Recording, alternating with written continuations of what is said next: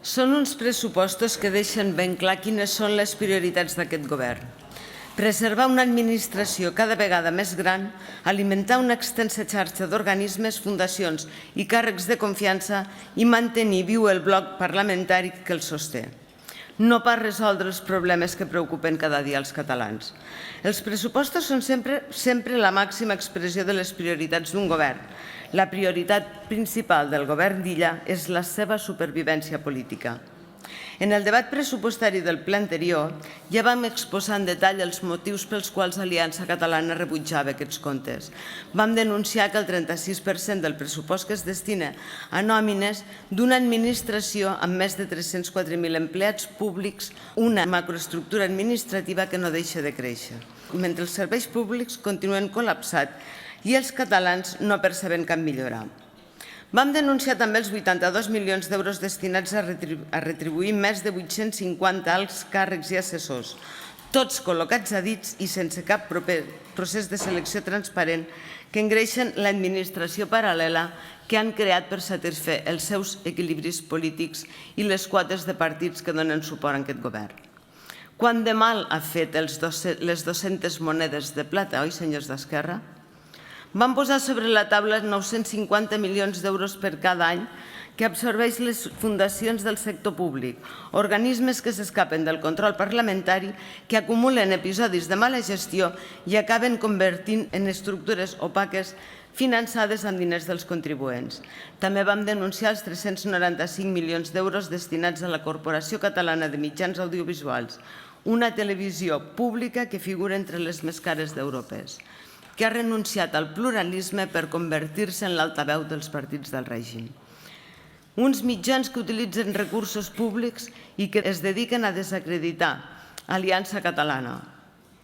Vam criticar els 52 milions d'euros destinats a publicitat institucional, una partida que pràcticament s'ha duplicat durant l'última dècada i que serveix per comprar silencis i titulars amables. Vam qüestionar igualment 113 milions d'euros de la Conselleria d'Igualtat i Feminisme, pressupost d'aquest departament que no ha deixat de créixer i també ho ha fet en els delictes sexuals i en la inseguretat que patim moltes dones al carrer. Les polítiques públiques no es poden mesurar per milions que es gasten, sinó per la seguretat, la llibertat i els resultats que són capaces de garantir als contribuents.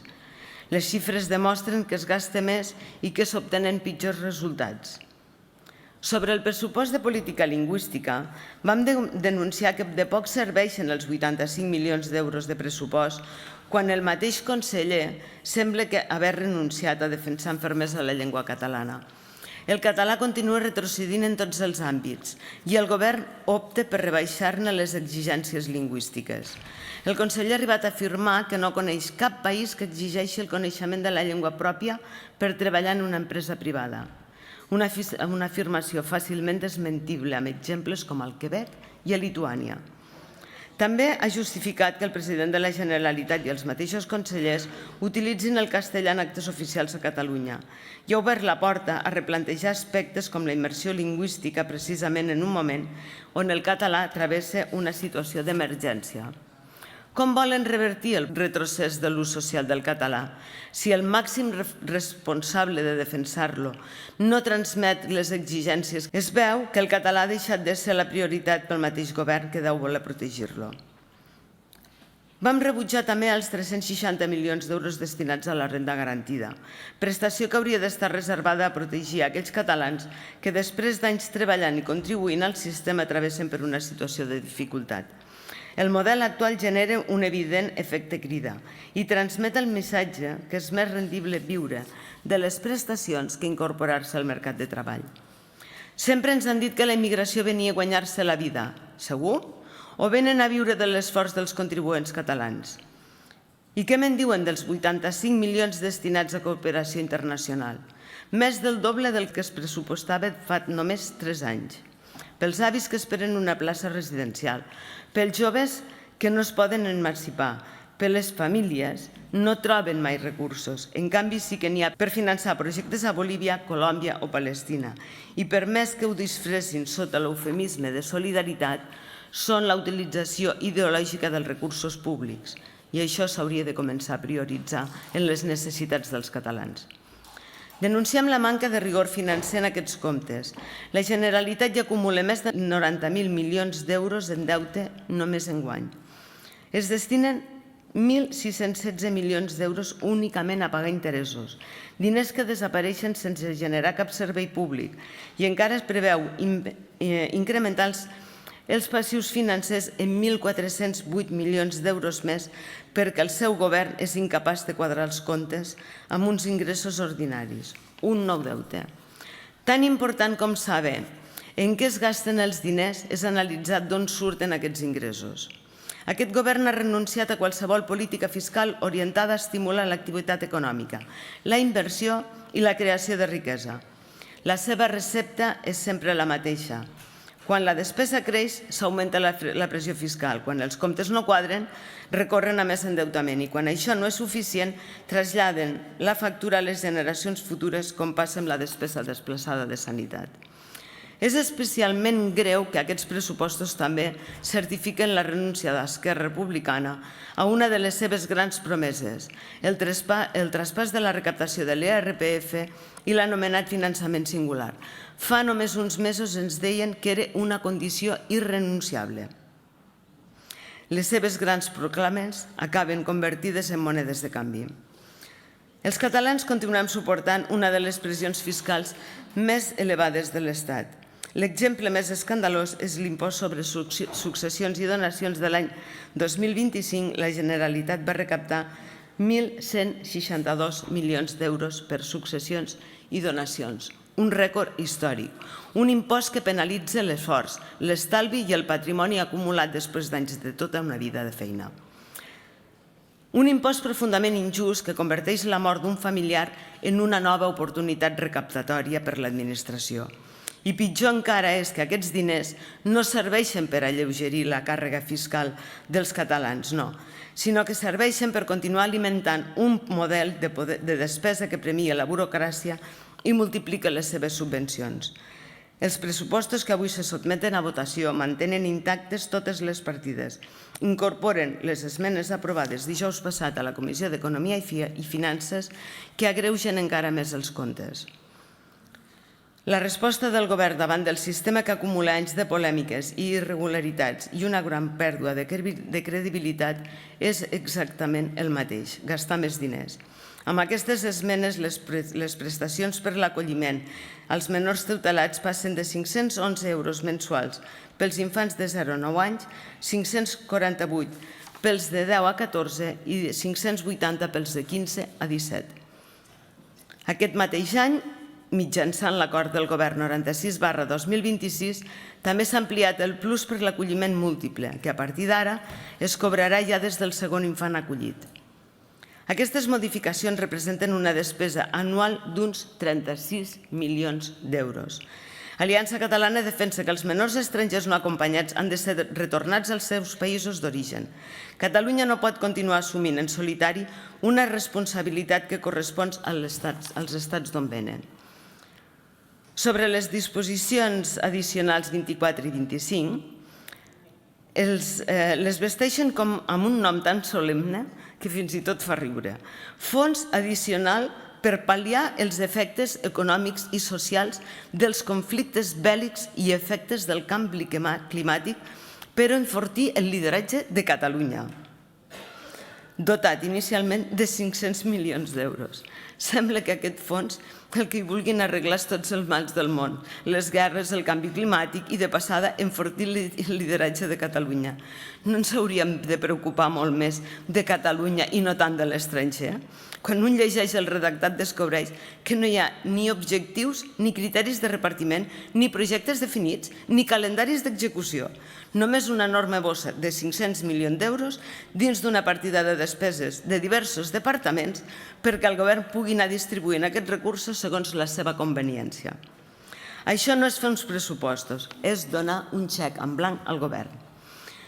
Primer creen el fons addicional per pal·liar els efectes econòmics i socials dels conflictes bèl·lics i els efectes del canvi climàtic per enfortir el lideratge de Catalunya amb 500 milions d'euros. Després afegeixen el fons addicional pel millorament de les polítiques públiques amb 360 milions d'euros més.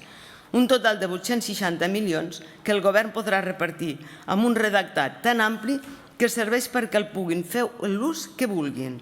Sembla que hagin decidit arreglar tots els mals del món, les guerres, el canvi climàtic i tot el que ja hem esmentat. Ens diuen que seran pel transport públic, la salut, l'educació o la protecció social. Demà es podran destinar allà on més els convingui. No és transparència ni bona gestió dels diners públics.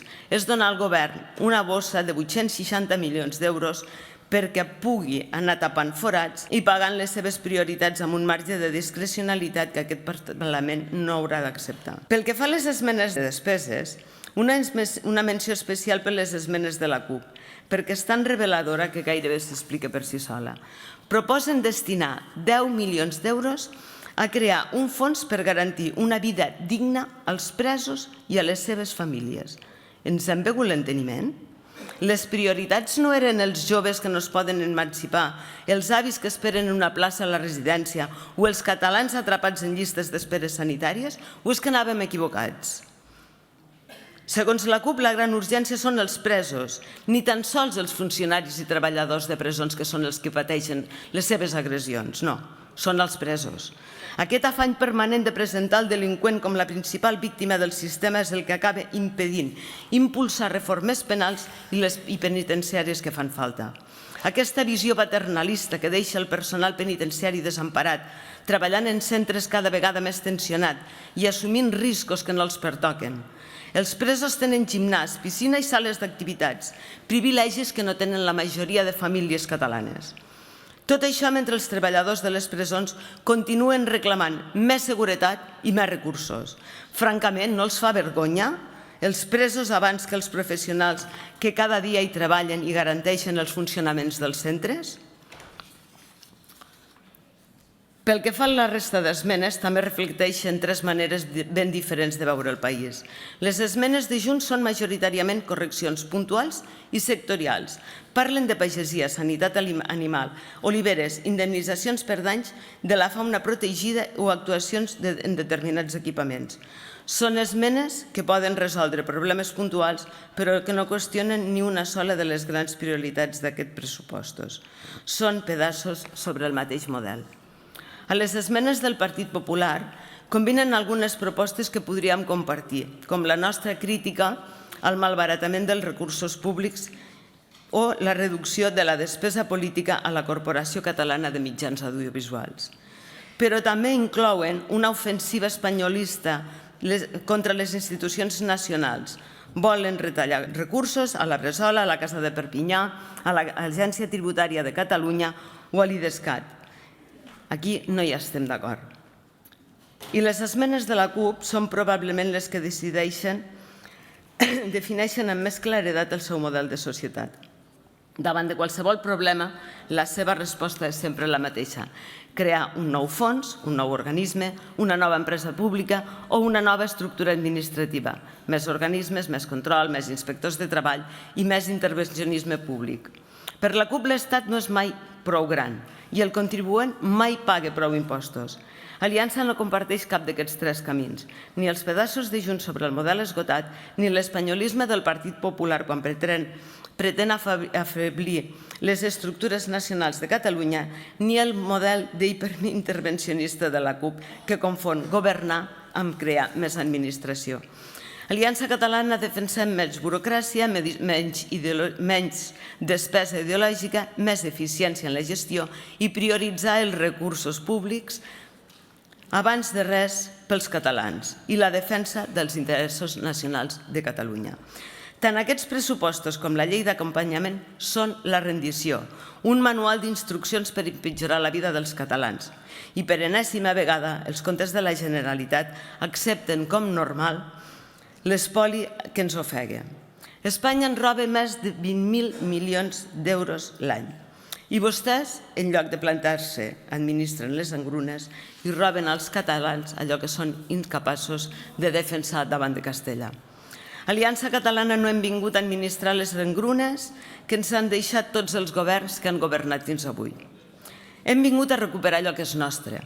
Els diners dels catalans han de quedar-se a Catalunya i fer-los servir per garantir el benestar, la seguretat, la prosperitat i el futur del nostre poble, que només tindrem quan restituïm l'Estat català.